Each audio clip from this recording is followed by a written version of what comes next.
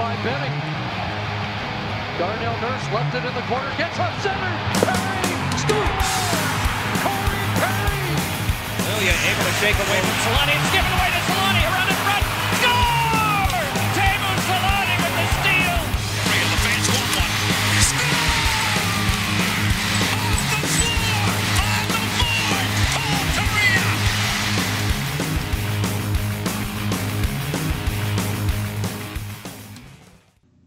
Welcome back, Ducks fans. It's a Forever Mighty post-game show. It's a good one here tonight on the trade deadline edition, as your Ducks have come falling back to earth under the reins of Bob Murray. A 4-0 loss in Vancouver, Canada, to a team they probably should have beaten, in my opinion at least. Eddie, how you doing, man? It's been a long day. It's been I think me and Jason did like 3 podcasts in a row. And we talked about Brandon Montour last night. Then we did the whole trade deadline thing today. So it's been a long day of Ducks hockey.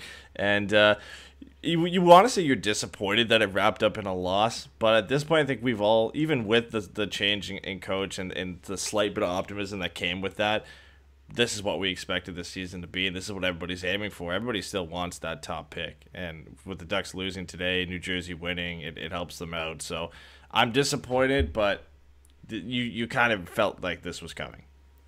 You never want to see the boys lose. No. Like, I've had that conversation. It's like you just don't. I mean, we want the pick, but it's tough hockey to watch. It's just really tough hockey to watch. No, it's brutal. Like, they've scored 2 goals over the last 3 games. They came close a couple times in this one. Max Jones had a pretty good chance, and there was some good chances they had, but just not enough. Not enough high-danger chances, not enough high-quality chances.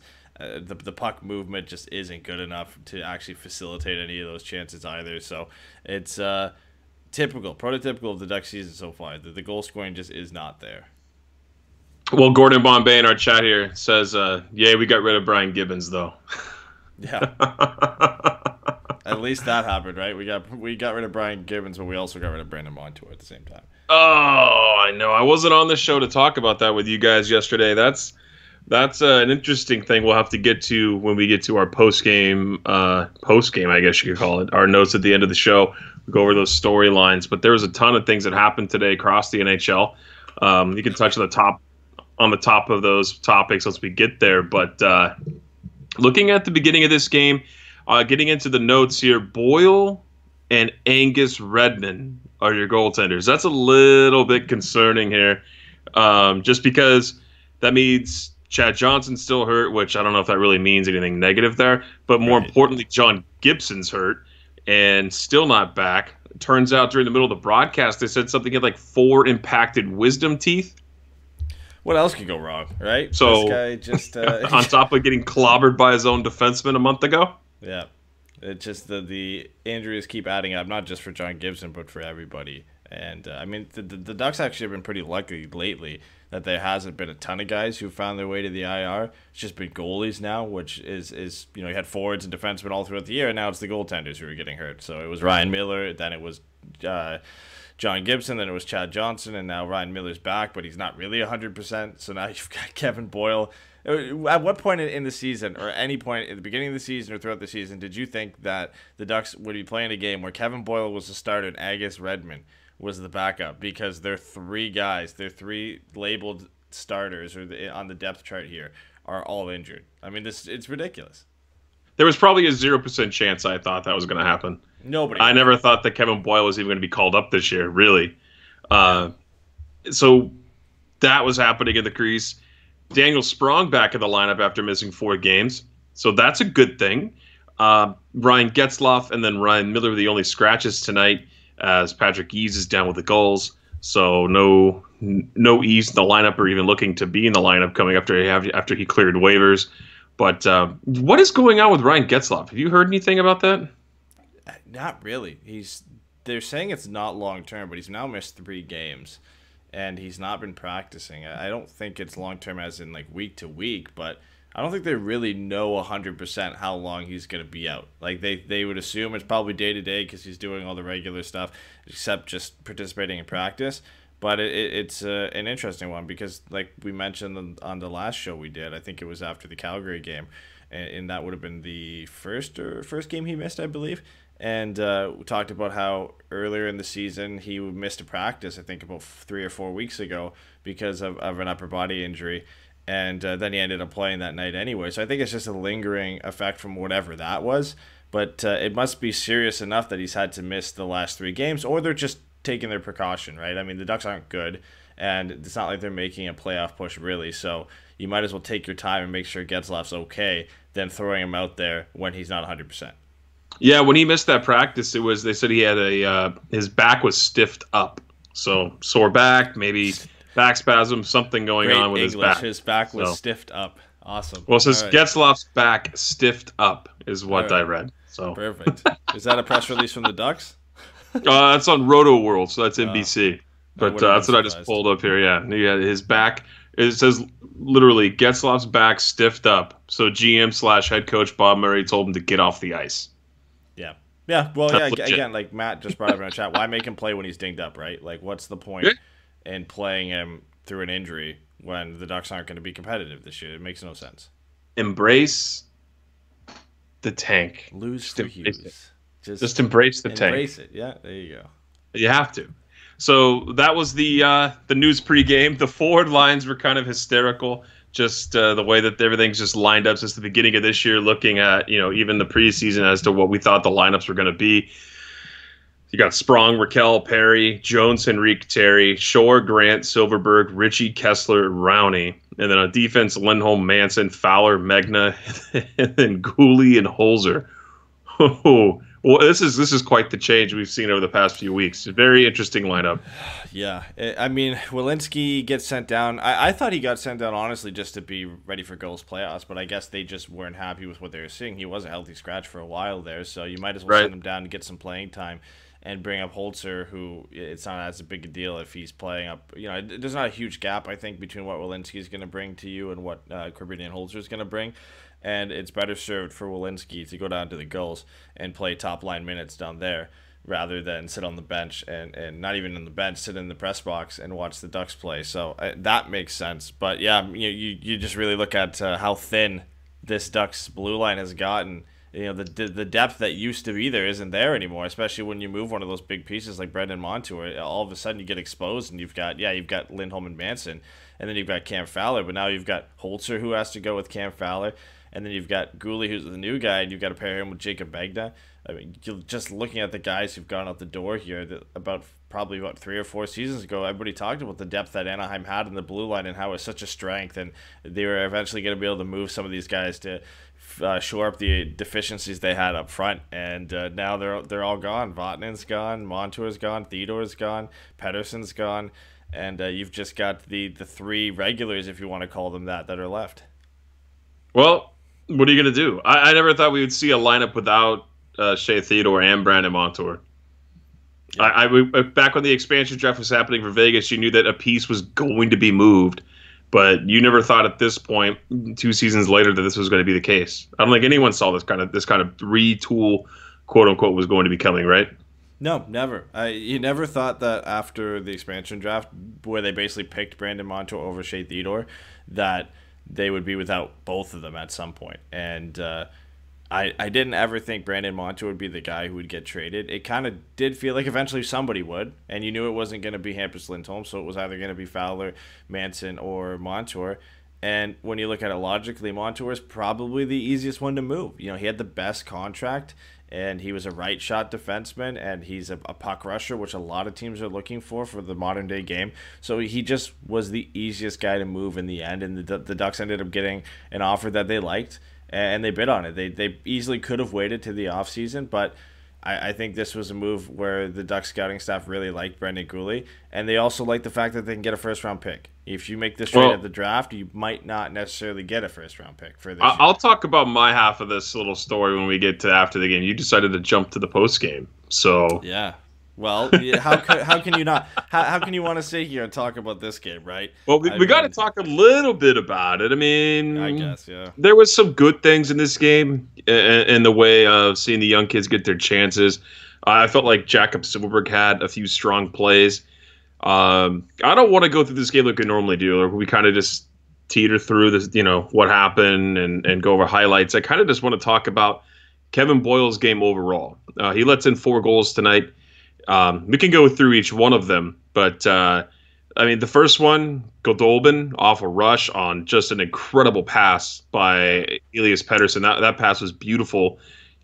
Cross the zone. Basically, he's going east-west and then able to land it right on the tape as he enters the blue line. And then I don't know what Boyle's supposed to do there. It goes right in off the post far side and down off the bar. I don't know what to say there. It's just kind of like those just happen. What are you going to do? I think anyone would have got beat by that one. Goldolben has that in his roster, but the problem with him is he's just not consistent. He reminds me a bit of Daniel Sprong, where he's got a great shot, but the offense isn't as consistent as you'd like it to be. And there's guys like that all over the league. At least he shot the puck from above the goal line. Sprong likes to just come all the way in and shoot from the goal line. It helps playing with Elias Pettersson as well. I don't know if they're actually on the same line or not, but when you're on the ice at any time with Elias Pettersson, he's going to be able to find you the puck. And it's not the best position to be in at that point, but he makes Boyle pay with a perfect shot. There's not much you can do. I mean, it goes right off pretty much the corner where the crossbar meets the post and right down into the other, right behind the far post on the other side. So, again, not much Brian Boyle can do. Brian Boyle, jeez, it's been a long day. Kevin Boyle. Oh God, not much Kevin Boyle can do on that play. And unfortunately, it's 1-0 Canucks. And then the second goal, I kind of feel like that just maybe was the one he would want back. It was a Biega shot from the blue line, goes in front. Guhle was in front of the net battling with somebody in front of him. It was kind of like a moving screen, a partial screen. But you got to think that Boyle saw the release of that shot and could have dropped down and prepared for it. Didn't get the 5-hole tightened up in time, and next thing you know, it's 2-0 Canucks in the first period. Do you really want to rip Guhle right off the bat? You want to say it's his fault for the partial No, it's not his fault. Front?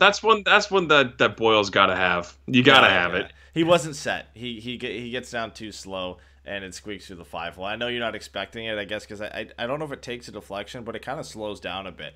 And it kind of flat skipped. On the ice. It didn't hit anybody. It just skipped a little bit. It doesn't bounce up. It literally lands flat in the ice, and that's a hard one to read if you're expecting it to bounce up and maybe he's in position. Oh, sorry, Jason. I didn't mean to attack the goalie union there. Like it looks like he's waiting for it to bounce up, and it does end up going flat on the ice. But that's a little bit on him for that one. Not much. I mean, if you're Guhle in front, you kind of can't move out of the way because you're marking your man in front of the net. You kind of have to be in that position, and at that point, it's up to the goalie to be able to find the puck and make the save. And unfortunately, he doesn't. Yeah, just couldn't get it away fast enough with the pads. Right, he just wasn't able to tighten it up.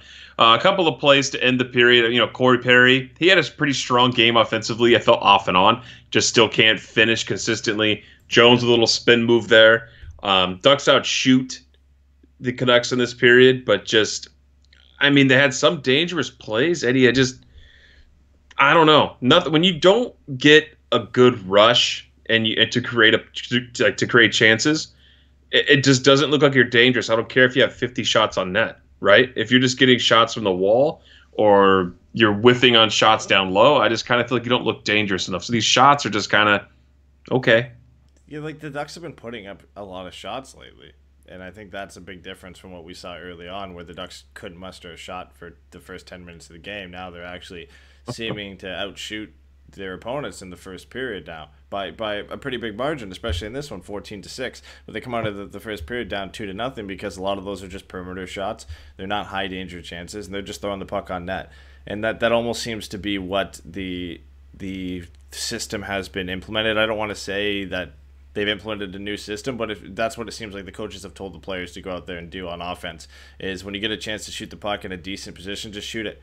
Don't try and make the pretty pass. Don't try and make the perfect pass. Just shoot the puck. And it's different from what we've seen in the last 25 games before this, but it doesn't mean it's any more effective. It's honestly probably less effective than not shooting the puck and making the pretty pass. The Ducks weren't scoring before. They're not scoring now. Now they're just putting up shots, and it makes it look a little bit less on them and more on the opposing goalie, which we've seen at times this year anywhere. But just recently, because when Bob Murray first took over, they got better and better and better, right? I guess Canucks, they squeaked out that victory for Kevin Boyle. Yeah, they lost to Boston, but looked better. Then they looked really good Was it against the Caps? Was that the Caps, third game? yeah. I think against the 5-2 Caps. win, yeah. Yeah, they started playing better, and then for whatever reason, I guess not having Ryan Getzlaf's a big problem, which clearly it is. But you're right. I mean, this game was one of those games they were getting some like high danger chances, but they at the moment of truth they kind of just were missing their shot. You get to the second period. Maybe Hampus Lindholm's worst shift that I've seen him play, and it was on a penalty kill. He just couldn't get the puck out of the zone, gets caught out of position, runs back around, tries to get down low to Bo Horvat, who's standing on the side of the net, who whiffs and then buries a second chance. I mean, if Jason was there, I'd rip him for saying that Kevin Boyle probably should have had his skate on the post, but I mean, Hampus Lindholm came sliding in and wasn't able to get there in time. Horvat buries it, and next thing you know, now it's 3-0. Horvat's a big kid. I mean, he's a tough guy to mark at any point on the ice, but especially down low. If he gets like set in his position down there, he's impossible to move. Don't you feel like that's one of those plays where people were screaming like, "Why didn't Hampus just take the body?" It's not instinctual. I don't think because I think that Hampus was more ready to hop in and try to block the puck. I guess it's just not like in your first thought when you're on the penalty kill to go bury somebody across the side of the net. But maybe good luck moving the guy too. I mean, like I said, Horvat is not the biggest guy when you look at him, but he's almost impossible to knock off the puck, especially when he's set in the ice like that. I mean, Hampus would have to go over at full steam to really knock him out of position at that point. He makes the right play to try and block the puck. It's just Horvat ends up getting a nice bounce that falls right to him to put the puck in the back of the net. And you know, the season that Elias Pettersson is having is kind of people are forgetting and not talking about Bo Horvat too much, but he's had 23 goals now this year, and he's just kind of flying under the radar again, and that's the benefit of having two elite centers like that, where everybody's focused on the new kid and the flashy kid and Elias Pettersson, and quietly Bo Horvat's just going about his business, putting up over 20 goals and has the potential to hit 30 this year. So he's just an effective guy, and he's a complete complement to Elias Pettersson in that system. I mean, you've talked more about Bo Horvat than you have Austin Matthews all season. So I'm just saying, and Matthews is having a pretty good season himself. I gotta talk about Bo Horvat more because he played for the London Knights, so I've got a little bit of affinity for him there. Always got to leave the American out. So there you go. It's 3-0 Canucks. Have to get through the rest of this period here. Let's just get on with the third period. It would be Horvat would create the play again after just a hell of just a forecheck in by his line, able to dive in and keep the puck in at the blue line. Probably a really piss poor defensive play there by Ryan Kesler and being outskated and outplayed to the blue line. And then Rowney misses his chance in down low as Levo is able to find Horvat again, who circles back around at the top. Gets a nice shot between Rowney's skates because Rowney doesn't play the body. He goes off far side near post in on Boyle, and now it's 4-0, and that's all she wrote, friends. Just a tough game, and again, you hate me already for talking about Bo Horvat, but the play he made on this goal to keep the puck in the zone. Against Ryan Kesler, it's very true. A tough play. And Ryan Kesler, I think I believe I'd have to check natural stat trick, but I believe it was his job to go against Bo Horvat's line tonight. And I think it was either Adam Henrique or Derek Grant who got tasked with going against Elias Pettersson. And it was Bo Horvat who made the Ducks pay. You didn't notice too much from Pettersson. He did, I think, have 2 assists on the night, so he was doing things. He was actually putting up points and making an impact, but it was Bo Horvat was the guy who sunk the Ducks tonight, and that line was just really good altogether. And on this one, again, it's a great individual effort to keep the puck in, but then after that, he just goes unmarked. I think the guys see him dive on the ice, and nobody really picks him up, and he just skates right into the high slot, and that's the worst guy at this point to give the puck to in the high slot, other than maybe Brock Besser or Elias Pettersson, and he wires it past Kevin Boyle, and there's not much he can do. Kevin Boyle didn't have a bad game, but when you look at the scoreline, it looks like it, right? And Sam Witwicky in our chat has been a little bit harsh, saying he'll never be an NHL level goaltender. It's a little bit of a small sample size. That's tough. It's tough. Yeah. He's playing. I get the frustration, but that's tough. When you look at the guys in front of him, I mean, especially the defense, he's got 3 guys you could argue aren't NHL defensemen or aren't NHL defensemen yet. In the case of Guhle, but Holzer's not an NHL defenseman. Jacob Magna probably, I would definitely say, isn't an NHL defenseman. I think he's an AHL defenseman. So you've got those three in front of him, and just the way the Ducks have played this year, it's hard to really judge his play when he's still making some good saves, some big saves in the game. And some of the goals that got scored on him, they're going to beat any goaltender. I mean, Goldobin's shot's going to beat anybody. Doesn't matter who's in the net. John Gibson, Ryan Miller, if they're in the net, that's beating them too. I mean, you want to talk about Ryan Kessler? This was just, let's go. Oh no, just 5-on-5. He was 1-8 in scoring chances against Bo Horvat. His line when he was faced up against him there. So that's tough. That's tough when you have the opposition basically running amok in your zone. Yeah. Because your defensive forwards can't handle the opposition there. That's just real indicative of how the season's gone, right? He's our shutdown guy. You put it in, they just can't shut anyone down right now. So that's it. And you know what? Boyle's allowed to have an off game. I mean, I kind of feel like he's earned that, right? I mean, everyone has those. So, but it's tough. Maybe he's not an NHL goaltender. He's 25. Or maybe he's 26. I think he's right around Gibby's age. Gibby's already proven that he can be that. We know he's not a John Gibson. Maybe he's a late bloomer. He could be a solid backup. I don't know. That's tough. It's tough to say he's not an NHL goaltender. I think we need a bigger sample size for sure.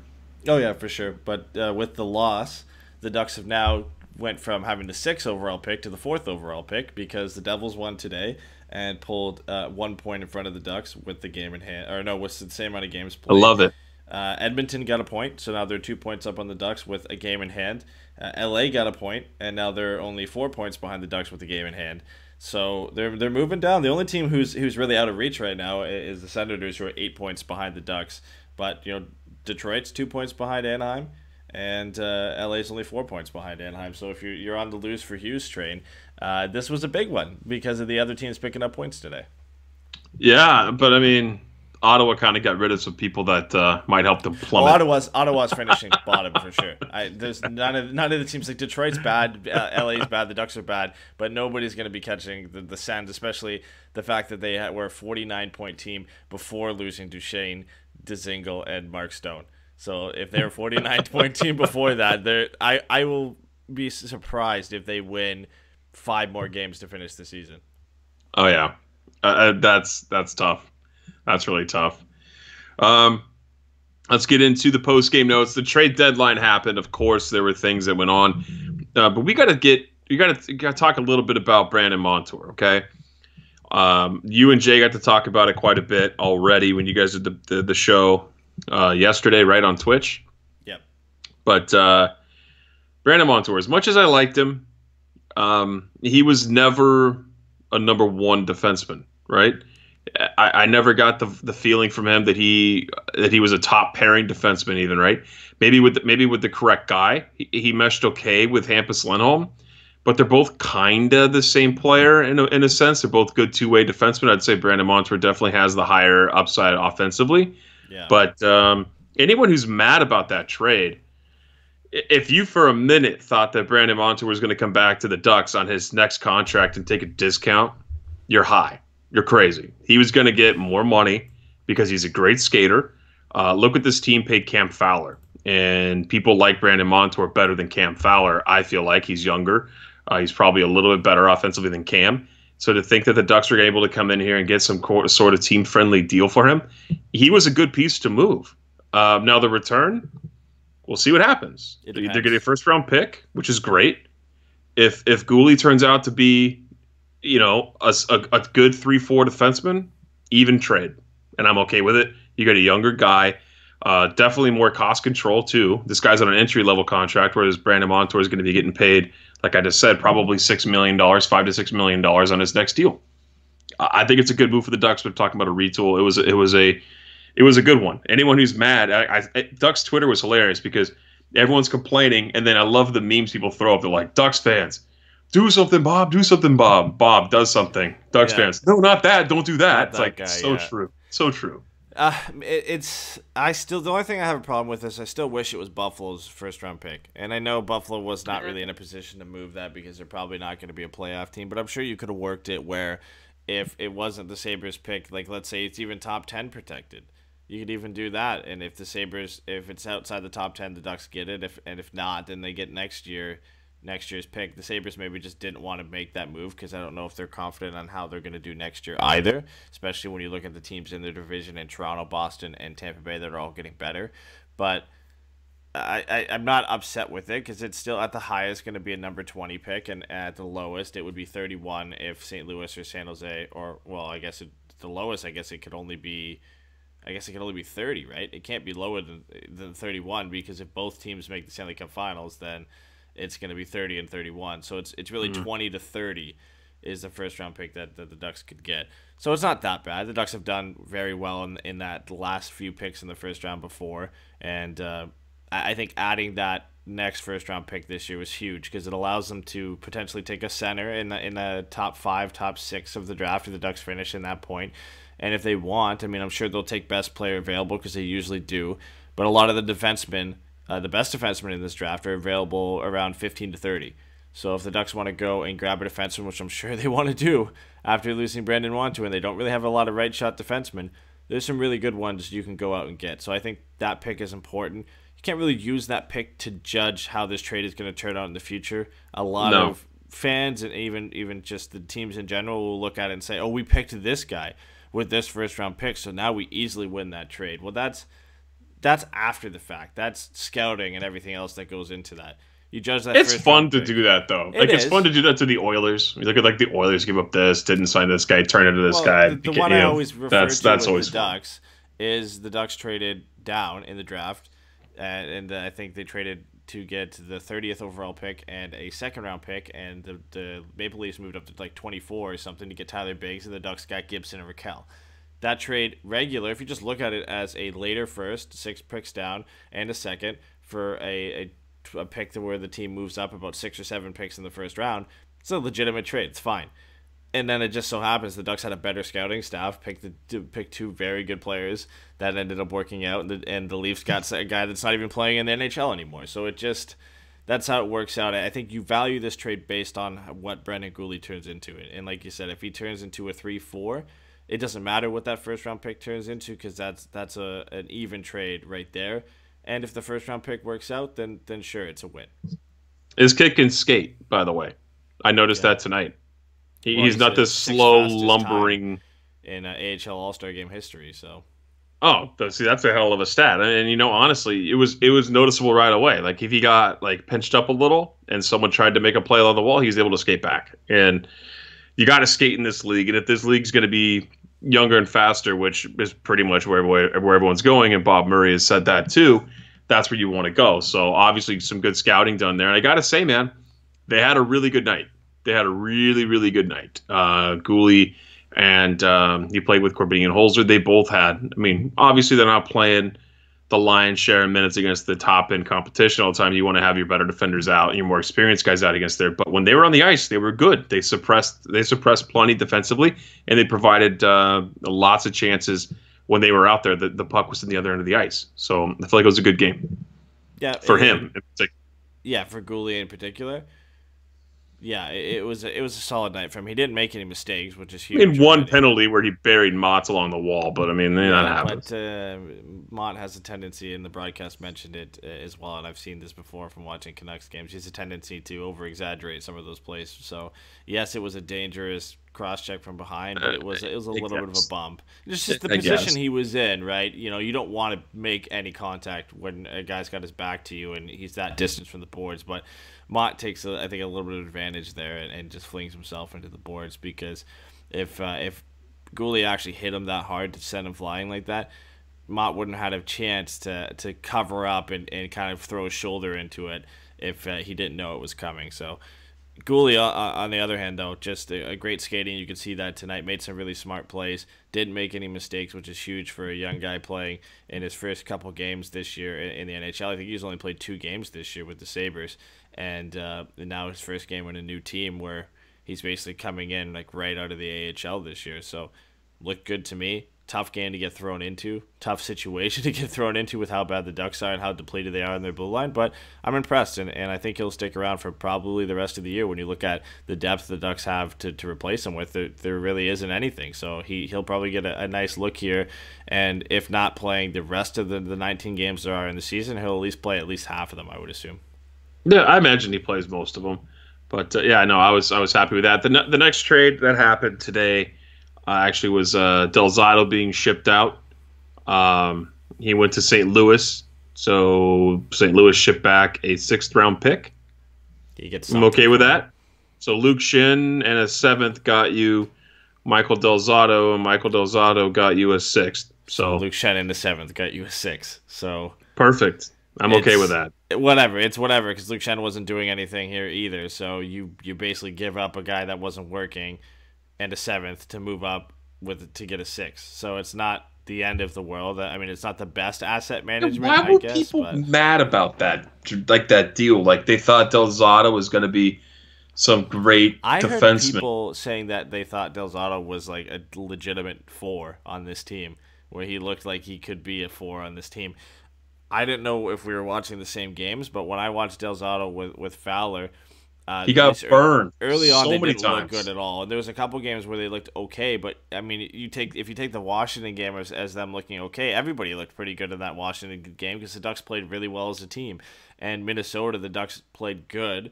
And Minnesota just couldn't muster anything going in that game where the Ducks won 4-0. But if you take those two games as an evaluation of Del Zotto doing well, he's just in that sense he's just playing in a team that's playing really well on that night. And I don't think he was a catalyst in any sense in those 2 wins where he was actually making plays that led to the Ducks winning that game. So he was an unrestricted free agent. You kind of always felt like if the Ducks were doing bad, they might as well move him.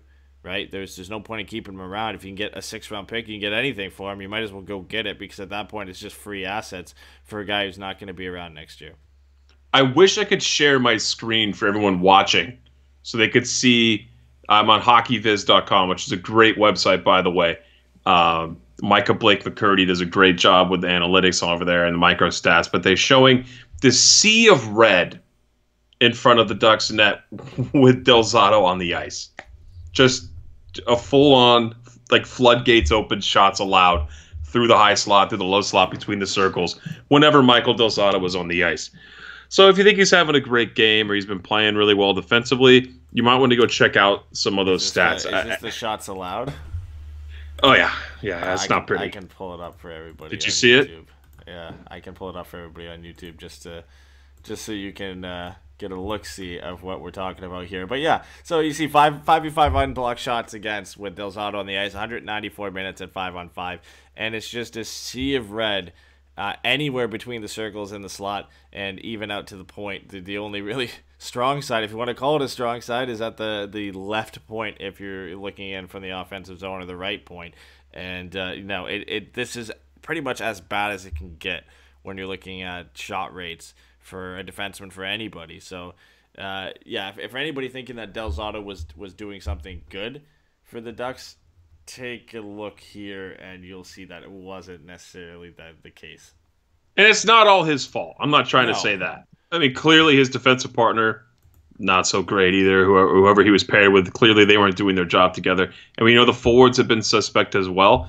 But to go out and think that he started playing and he was a positive factor on this team defensively, I just beg to differ. I just didn't see that. I saw more of this, more of the red. I saw more of him like letting guys walk in from the circles or mismanaging the puck at his own zone and turning it over, just things like that. I don't think he's a 3-4. I think he's more of a 5-6 defenseman in the league. Just my personal opinion. I think you can find those guys anywhere. So. Yeah. Sam had a quick question. He wants to see if we can refresh his memory on how the draft lottery works. Sure. So basically, right now, if the season ended right now, the Ducks in the 4th spot have a 9.5% chance of getting the combination that would give them the first overall pick. So I from the way it works, I believe is there's a certain amount of balls that get put into the whatever it's called, the bingo machine, if you want to call it that the that the NHL uses on TV, but they get drawn behind the scenes. But each team has a certain amount of one combination that will get them the first overall pick, and the higher percentage you have, the more combinations you get. So the first overall pick, which right now would be the Senators going to Colorado, they would have more combinations than anybody. They'd have an 18.5% chance for their specific number combination to get pulled. And the farther you go down, all the way down to right now Montreal, who's just the last pick, they have a 1% chance. So I believe they just have one combination of, I think it's 100 or something like that that if it came up with that, then Montreal would get the first overall pick. So everybody that misses the playoffs has a chance at getting the number 1 overall pick. But when you look at whether it's 100 or 1,000, I can't remember how many combinations that are put out there. When you have a 1% chance, you're not likely to get it. So basically, you want to finish as low as you can possibly get. But a 9.5% chance isn't that bad. I mean, the Ducks have a 9.5% chance at number 1 and a 28.8% chance of finishing in the top 3.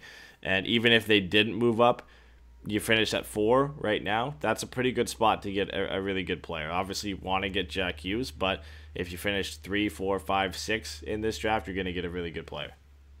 Yeah, the teams that don't qualify the playoffs the previous season get picks 1 through 15. So not a bad deal, right? So you get to figure that out. It's really fun when they show it on TV. I love how they started making that a big deal when Connor McDavid got drafted. Remember that? It's gonna be fun this year because this is the year. This is the only year where I actually watch it and it matters. I always like watching it, but this year it's gonna actually mean something with the Ducks are gonna be there, and usually the general managers are there on the broadcast. So I can't wait to see Bob Murray there actually seated in his chair, stressing a bit, seeing if the Ducks are going to get that pick or not. The last time a draft lottery mattered for the Ducks was when they got Bobby Ryan instead of Sidney Crosby.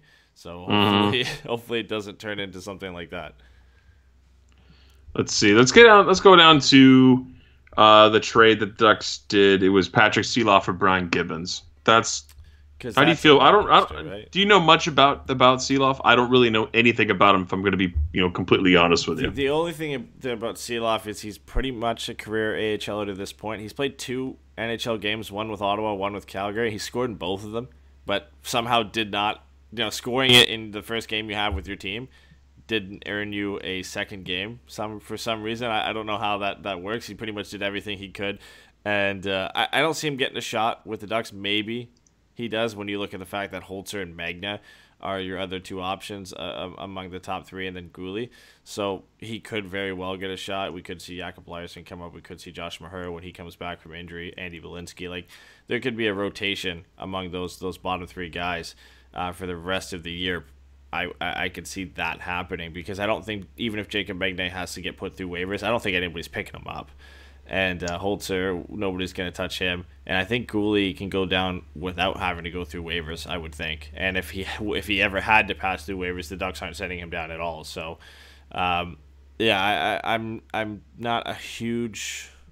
I don't have a lot of knowledge on Patrick Seeloff, other than he's just kind of a big body PIMS guy in the AHL. He's the guy who concussed his own teammate, Clark MacArthur, in practice. Yeah, if you guys remember that. So he's just more of like an enforcer D, sort of. And when he comes up to the NHL, he just seems to score in every game. So if the Ducks want again, if they can't score goals right now, so if you want, I guess, a guaranteed goal, play him one game, and it looks like he's going to score for your team, and then just send him back down. And, defense goals are far and few between on this team this year. So that would be a welcome surprise if he actually came in and scored. But I don't expect him for one game, though. You can only use it for one game, and then it wears off.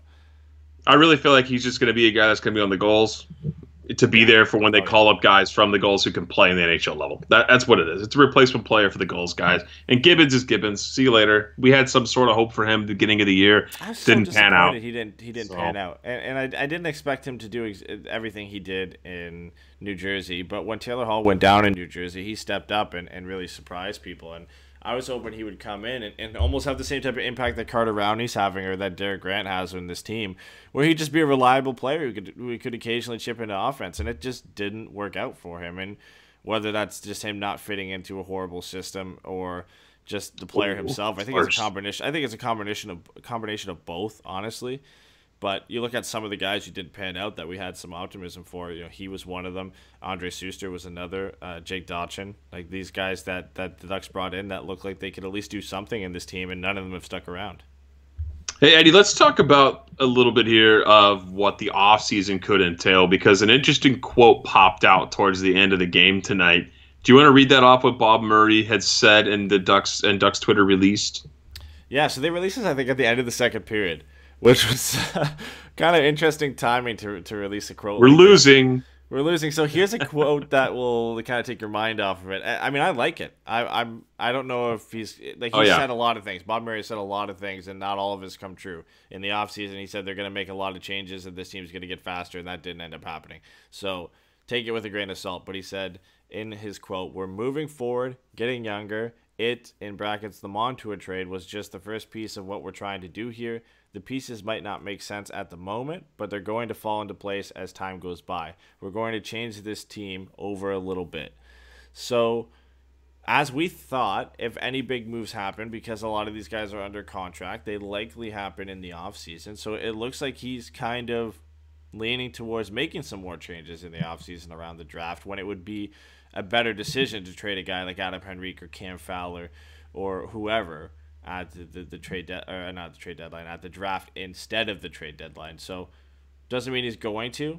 It does at least provide us a little bit of insight to his direction, right? Because Murray's always kind of been that guy, though, right?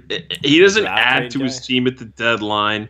But we've never been in this spot, though. We never. No, but we've never. That's what I'm saying. He never really. But he's never going to add unless it's going to be something that's going to push him over the top.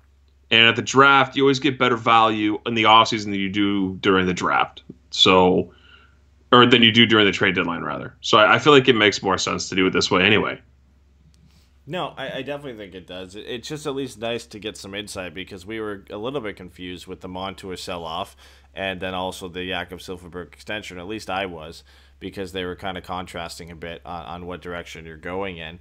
And then to at least hear from him that he's acknowledging that they're trying to get younger and they're moving towards the future and that they're going to address some more of that in the offseason. Didn't really say that specifically, but he alluded to that they're still going to make some changes to this team in what he said over a little bit, which would mean, I guess, in the short term, they're going to try and make some changes to this team. So no one's safe is what he's saying. Yeah, I do think another move gets made at the draft. Whatever the magnitude of that move is going to be remains to be seen. It could simply be a buyout of Ryan Kessler, a buyout of Patrick Eaves, a Fowler Henrique trade. It could be something small. We don't know. But I think he's pretty much, like you said, he's open to anything. And really nobody is safe. We would have thought, a couple months ago that Brandon Montour was untouchable on this team. And then he ends up being the guy who ends up getting moved. So, that maybe opens the door. Is unlikely, and as much I would hate it, but a guy like Rickard Rakell, maybe that opens the door for a trade like that, when you look at teams would be all over that contract for the next couple of years, and having an impact player like that, and maybe a new start, and maybe he'd get back to a 30-goal scorer.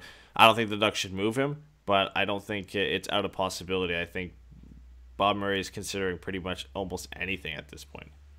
I mean, funny you brought that up. I think someone on this podcast brought that up on a bonus show on Patreon, you also brought up that we should trade John Gibson too. So theoretically, yeah, I don't think everyone's open. Okay, if we're talking about rebuild, you got to look at every angle. Where do you want to go next, my friend? Do you want to dig into any more Ducks stuff? Do you want to take questions in chat? Do you want to go? What do you want to do? Because this game is done and over with, and we can go trade deadline. Where do you want to go? We got tons of things we could do. Let's go into some of the fan questions we had and pick those apart. I don't know if there's a ton, but we'll start with Instagram. Sons of Hockey said, "Can this team win without Getzlaf?" They can't win with Getzlaf, so I don't think they can win without Getzlaf at this point. And they haven't won without Getzlaf. They've lost all 3 games that he hasn't been in. I know some of them were close games, but it doesn't seem like a team that can win in general. So without your best player in the lineup, it's going to be even harder to win. I mean, they've got Chicago Wednesday, Vegas Friday. Whew. Chicago's playing well too. Patrick Kane. Yeah. And Corey Crawford's back. So it was. They could beat the Hawks though, but I don't know. They would definitely need Ryan Getzlaf to do that. I feel like with the Patrick Kane, the streak he's on with DeBrincat and Strome gelling the way they are. Jonathan Taves is putting up almost a career year, and Corey Crawford back. This is all of a sudden a team that doesn't look as bad as they were. And they are getting on sort of a roll, and they're not going to make a playoff push, but they're moving up in the standings where before they were with St. Louis near the bottom, and now all of a sudden they're playing a little bit better. So I think it's going to be a tougher matchup than you think, especially with Corey Crawford back. I mean, that just helps them a ton, having a reliable goaltender in net where they had Cam Ward and Delia as their goaltending duo leading up until Crawford's return. So that's going to be tough. Vegas is going to be tough. I mean, any game at this point, unless you're playing the Senators, is going to be a tough game. No, I agree. And even then, that we've lost the Senators, so whatever. Yeah. Daniel Lowry wants to know, what are you drinking to deal with the rest of the season? Tonight I have iced tea, but So I feel like you can't even chirp me for when I always say water, and now you've got iced Dude, tea.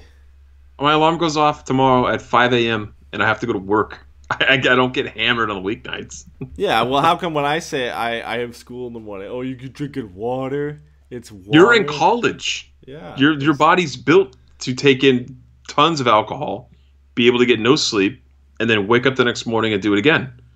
I'm 35. I can't do that. It doesn't work anymore. Yan and YouTube wants to know, do we really want to win another game, or do we want to tank 100%? I never want this team to lose. No. I'm all for getting a top 5 pick, especially if you can get a better chance of getting Jack Hughes. So, do I want this team to get a top pick? Yes. Do I actively root for them to lose? No. But if they lose like tonight, am I as disappointed as I am in past seasons? No. Because there's at least a light at the end of the tunnel here where it's a top pick, right? It's not you're pushing for a playoff spot, and a loss is a big deal, especially against a Pacific Division rival. Right now, a loss doesn't mean too much. 19 more sad podcasts. I don't know. Yeah. I don't know. And I don't know if I can handle that. Tank at this point. I mean, like You like went we through said, this during the most recent streak of losses. That's tough. That's tough. That's a tough ask. But hey, we were kind of calling for it. We were calling for the tank, so might as well tank. I mean, might as well do it. Might as well. But again, I didn't go into this game saying, I hope they lose. No. You hope that Brandon Guhle comes in and plays well, and you hope you see some of these guys turn it around, like Raquel finally gets going and Perry gets going, just to see some light at the end of the tunnel. But right now, the only thing we have to look forward to is a high draft pick if the Ducks keep losing, which doesn't look like the end is in sight here, because they can't score. That's been an issue all year. The defense is short up a little bit. It hasn't been as bad as it used to be, and I think that's product of Randy Carlyle moving on and players getting a little bit more confident and working in a little bit different of a system. But the goal scoring hasn't changed, and it's not going to change. There's just guys who are slumping in Rickard Raquel and others, and there just isn't a lot of goal scoring on this team. A lot of guys who can put the puck in the back of the net, and that's not going to change no matter what you do, no matter who you bring up, no matter who you send down right now. The Ducks just don't have a lot of depth up front and a lot of guys who can routinely put the puck in the back of the net. All right, what do we got next? This was just somebody said we should try and go for the second last pick because we're not catching the Sens. Yeah, I think so. And just because you finish in that spot doesn't mean you're not going to get Jack Hughes. Because with the draft lotteries, you have the second best chance of getting number 1, but it also doesn't mean you're going to get the second pick either, because you could fall, which would be the worst nightmare, I think, for the Ducks, right? Is tanking throughout the whole season, getting that number 2 spot, and then falling outside the top 2 because another team wins the lottery and moves up, and missing out on Jack Hughes and Capo Caco. And again, you still get a good player, but Matt, like finishing in that spot, and this is how a lot of teams feel when they finish in that number 1 overall spot and end up losing out to a team that won the lottery that is, pick 5, 6, or 7, and you've been bad all season, and then you don't even get really rewarded at the highest level for it. So yeah, but you still get a really good player. You don't get that franchise altering guy. I get what you're saying. It's like Buffalo missing out on Connor McDavid, right? Like that. Yeah. As good as Jack Eichel is, you're always going to be like, oh, you missed out on Connor McDavid. I mean, the Ducks have been victims of that. As good as Bobby Ryan was when he came into this team, you missed out on Sidney Crosby. You didn't win the draft lottery that year. It was a different type of situation. but you didn't win the draft lottery that year, and you didn't get Sidney Crosby. And look at the success that Pittsburgh has had with Sidney Crosby and their team, right? Rub it in. Yeah, we're gonna keep talking about that. Joseph on Facebook says, "Can we get some clarity on who we can move up and down with the goals? The AHL rosters are supposed to be pretty much set, with the exception of emergency call-ups. Do Jones, Terry, Magna, Boyle, or Guhle count as emergency, or are they stuck on the Ducks roster?" I'm not 100% certain on this, but I believe the paper transactions the Ducks made with Terry, Jones, and I think Jacob Magna don't count as emergency call-ups. I think they've only used one of their emergency call-ups, and that's it, but I'm not 100% certain. I know there was a lot of discussion and a lot of people trying to figure this out on Twitter, so I'd have to look into it more. But it was an interesting situation that they kind of put themselves into, where they had to make those paper transactions where they didn't have any guys to really call up, so they had to make those transactions to send some guys down, and the only guy they really officially sent down was Sam Steele to go along with Andy Walensky, who they sent down earlier, I think a couple of days before that. So I think they still have some emergency call-ups left. It's not really a big deal if they don't. I mean, the Ducks aren't in a playoff push, right? They're not really going to have to use those emergency I think the only one that has to go through waivers now is Jacob Magna. Yeah, I believe so. I know for sure the young guys are waiver exempt, and I think Guhle is also waiver exempt because he's on his entry level still. I'd have to, again, double-check that, but even if the Ducks were all out of their emergency call-ups, it's not the end of the world because, again, like I said, they're not making a push. If they get put in a position where they would have to use one of them, it's not a big deal if they can't, because they can get around it a different way and not have to worry about making a push and needing a guy up, right? Like, they can play with 11 forwards if they have to, because it's not the end of the world.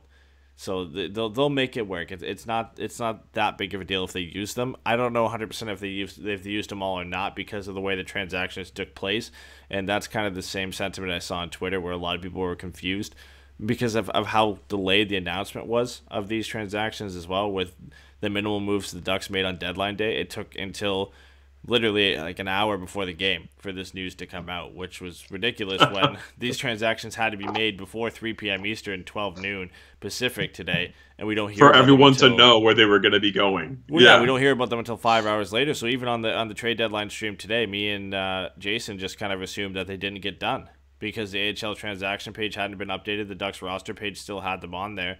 So, you know, the only thing we assumed at the time, if it got done, it was paper transactions, which it turned out to be that case. But we had no news of it until literally the last minute before the game started. Right. Yeah, I think that Jones and Terry and Guhle are fine. I don't know about Boyle. I'm assuming Boyle is an emergency call-up considering the injuries. That's why I think John Gibson, Chad Johnson, and Ryan Miller. Yeah. Yeah, that's the only guy I don't know for sure if he's eligible for the playoffs or not. I know everybody else is. I know Magna and Jones and Terry and obviously Steele and Walensky getting sent down. Everybody, I think, is eligible for that. I'm not 100% sure if Kevin Boyle is eligible because I didn't see his name on the list of the transactions they made. I would assume they probably tried everything they could, and there is a good chance that they did get it done and he is eligible. I just didn't. His name didn't stick out to me when I was looking at the list of players, and that could just be missing his name and not seeing it there.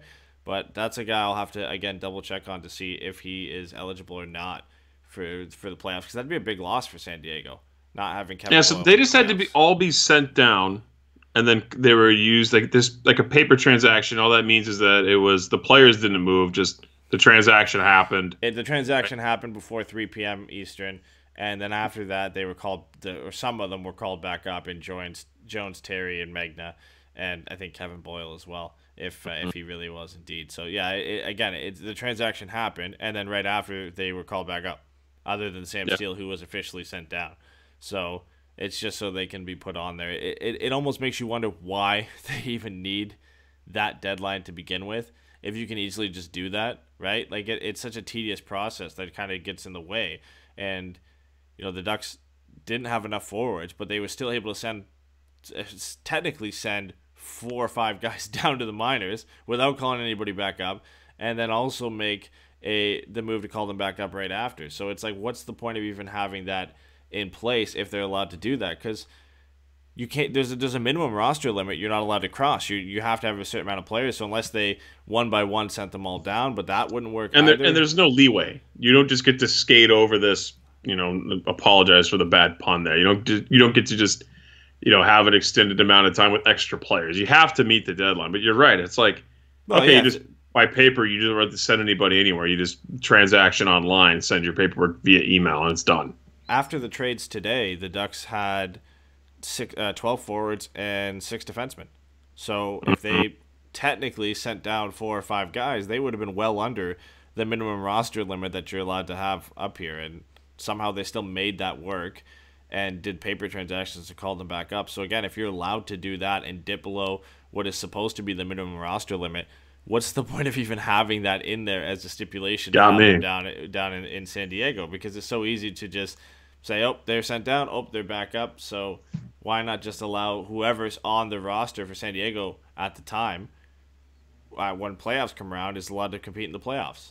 Like, obviously, guys who are eligible to go down there, like, you can't send Ryan Getzlaf down there, but you know what I mean? Like, all the kids were eligible to go down there. They've been down there for most of the year. So it's just a weird process. I think that's just part of the rules that you got to do it, but it really just makes no sense when you're looking at it. All right, what else we got, man? I think that's pretty much it. That's all we had for questions. Sweet. Sam asked if we're going to do some goals playoff games for I don't know if we're going to do post game for goals playoff games. I'd have to somehow find a stream for that.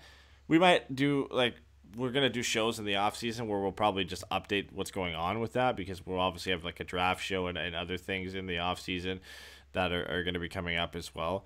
So maybe like in those shows, we'll update what's going on with the goals. But I don't think we're going to do post games of what's going on with the goals, because we already have to do a lot of work during the games and everything to set up for this. And then to have to go and do that for San Diego, it would be... I would have to buy that package online, the AHL package. I think it's like $80 a year to do. But we'll definitely talk about them. We're not going to just completely ignore them because they're part of the Ducks organization. But of course, as for individual post game shows, I don't think that's going to happen for playoff games for San Diego. Nah, I mean, it would be cool if we could. Let me look at it right now. What does it say? One team, all games. It's expensive, I think. Or no, actually, the AHL was cheap. The AHL was cheap. I always forget the OHL here. The OHL package is like $300. It's insane. That's more expensive than the NHL package. Yeah, it's because of the company they use. They just overcharge for everything. But Ricky asked goals games for FM 3 stars. Maybe, but that's all up to Cool Hockey, right? We would have to work out a deal with them. Yeah, we'd have to definitely do the summer. Like every sponsor they have during the summer, they tend to tone things back because they're not going to make as many sales in the summer with hockey not on. So they generally just limit it to about one contest throughout the entire summer, which is what we did last year, where we got the one jersey that we gave away in different ways to enter throughout the entire summer. So that's what we're probably going to get again. I mean, we can do FM 3 stars for San Diego Gulls games, but it wouldn't be a jersey. It'd have to be something smaller that we end up getting on the side, because I don't think Cool Hockey would be willing to do that at that point, because it doesn't really make them that much money in the summer. Mm-hmm. Yeah, that's too tough to do, I would think, just to try to. I mean, first of all, I don't really get to have time to watch the games, and I would kind of like to watch them. But I get the 3 stars. Oh. The three stars thing's fun though. So maybe we can work out something and do some sort of contest or something. I completely messed up Sam's question. He said you guys gonna go to some Gulls playoff games, not do some Gulls. I don't live down there, so I can't. But I'm about a hour and 20-minute drive. Not too bad. Yeah, if anybody is definitely go, because it's gonna be some great hockey, and with all the kids getting sent down there, and Brandon Guhle will probably be down there as well, which will be a big boost to the Gulls. Good chance that if Comtois' season ends early, he could also go play down in San Diego at some point if they're making a long playoff run. I think his team, Drummondville and the QMJHL, is probably going to make a long run. But if they get out early, or by the time his season is done, if the Gulls are still making a playoff push, he could also be a part of that run, which is a huge boost for them. Same goes for Isac Lundestrom if he wants to come over after his SHL season is done. So two guys that aren't even playing in the AHL this year have a good chance of going in there. I don't know how it works. It's so weird with junior, where you don't have to be like on the roster like we just talked about the 3 p.m. deadline, because Max Jones did that at the end of his last season with London, where their playoffs ended early and he just was able to come right in and play. So I don't know the exact rules on that, but I would assume that Comtois and Lundestrom would be eligible to come over and play in the playoffs. They might have an early summer. You get ready for training camp. Who knows? But either way, it'd be a huge boost to that team. Whatever the team says. If they say come over and play in the playoffs for the goals, they're going to come over and play in the playoffs. Yeah, that's true. They don't have the clout to do whatever the hell they want, I guess. When you're part of the organization, you're kind of stuck, like you said, with whatever they want you to do. Yeah. If you guys haven't already checked us out on Patreon, it's the last month of all of our major bonus shows. We're trying to figure out something clever to do over the summer because people are still paying, so we want to do something throughout the summer. But we have 4 bonus shows. We're actually recording one. Eddie and Jay did a top 10 show yesterday. We're recording a Q&A for our Patreons tomorrow, which is perfect timing with the deadline. Then we do our Pucks and Brews, which is essentially an NHL show. We're going to do that one on Thursday and the last day of the month to get into all those. And we got another month of those in March. And then we have hockey in April, so we got to do them then. But and that'll be fun too. Playoffs are around, so we'll try to think of some fun things to do. But if you haven't already checked out our Patreon, if you want more of our talk, check us out there. Also, we do a weekly show now for pucksofafeather.com, which is pretty awesome. Weekly recap show. So if you want to, we don't break down the games or anything like that. Like you don't get the same vibe as you do on this show. But Jason, Eddie, and myself, we all go on that show. We each take turns going on 2 at a time, like we do on this show. But we talk more Ducks, so that gets pumped out once a week as well. So you can pretty much find us all the time. So we appreciate the support to everybody who tunes into the shows. Eddie, you got anything else you want to chime in on here before we wrap? No, we did give away, or if you didn't come out today, we did give away Brandon Montour signed 8x10 on our Twitch stream. So if you haven't checked out our Twitch, we're going to do some more stuff like that, especially during the summer. So it's twitch.tv/forevermighty. So we did the Brandon Montour news we did on Twitch, as well as doing the trade deadline show, which me and Jason did for like 2.5 hours today on Twitch. So a lot of those types of shows will be on Twitch, because eventually we're going to try and move the podcast over to Twitch out of a lot of requests from our listeners who just prefer Twitch over YouTube. So we're working on doing that. So if you want to get ahead of the game and just go over there and follow us there, so you're ready to go when we do eventually move the podcast over there, then like I said, it's twitch.tv/forevermighty. And when you say move the podcast over there, we're still going to be on YouTube. We're still going to be on Spreaker. But if you want to catch it live video streaming, it's going to be on Twitch. That's what we're moving towards. We're going to figure out whatever we got to do that come summertime. And the last thing, for those of you still listening to the show right now, watch party, March 23rd, Ducks Kings game here at Craftsman in Yorba Linda, Anaheim Hills area. It's off Imperial and La Palma. Working out some deals there with the ownership there in order for us to get some pretty good happy hour menu priced items. But definitely going to be doing that on March 23rd. And we'll talk to you guys Wednesday against the Hawks. Oh, yeah, Eddie's coming. Eddie's coming to that one. So Eddie's flying in from Nashville. He's already going to be in America. So I said, screw it, dude. Just show up to the last watch party and come have fun. So that'll be a good time. And we're out. We'll talk to you guys Wednesday. Have a good one. See you guys. Thanks for ruining my show, by the way. That's it. I'm sorry you guys had to sit through that, but this is an obligation, contract obligation, they told me. So my kneecaps are sweating and I really got to go to the bathroom. So I'm going to have to let you guys go. Thank you. Bye.